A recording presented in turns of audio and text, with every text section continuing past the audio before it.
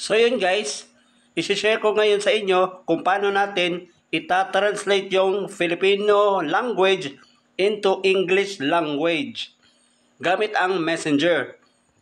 Sana panoorin nyo yung video hanggang matapos para masundan nyo step by step sa ating gagawin. Okay? Start na tayo. Click na natin yung Messenger.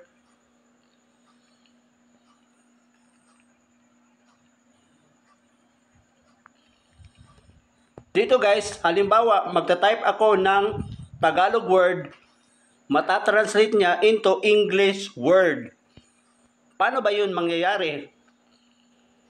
Kung nakikita nyo yung kulay blue na may apat na box, apat na square, i-click natin yan. Dito guys, kung makikita nyo, one-handed, text editing, share, Gboard, translate. Ito yun. Yung sinasabi ko sa inyo, translate. Click natin yan. Dito guys, kapag magta-type tayo ng Tagalog, automatic ita-translate niya into English. So paano ba yun mangyayari? Okay, try nating mag-type ng Tagalog. Kamusta na kayo mga tol? Kung mababasa nyo guys, kumusta na kayo mga tol? Sa taas, how are you guys? So, naging English siya guys. From Tagalog into English. Dugtungan pa natin.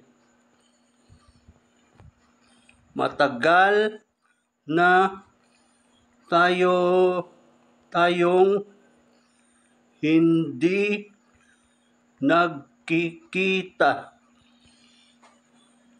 So sa taas guys, how are you guys? We haven't seen each other for a long time. O di ba? Yung Filipino language na translate siya into English language. At di lang yan guys, kahit anong lingwahe pwede ito. So paano yung mangyayari? I-click natin itong English. Ayan guys, maraming lingwahe pwede nyong pagpipilian. So, yan dyan. Nasa sa inyo na guys. Nasa sa inyo na kung ano yung lingwaheng gusto nyo. Halimbawa, meron kayong kachat na flowing sa English. Tapos tayo naman, hindi tayo magaling sa English. Tapos, gusto nating sumabay. So, yun. English yung pipiliin natin.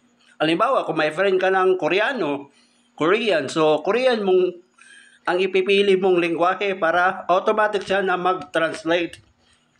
So, yun yung technique guys. So, sana nagustuhan nyo yung video ko ngayon. At kung nagustuhan nyo, pwede kayong mag-like, comment, and share. Thank you so much for watching. Adios.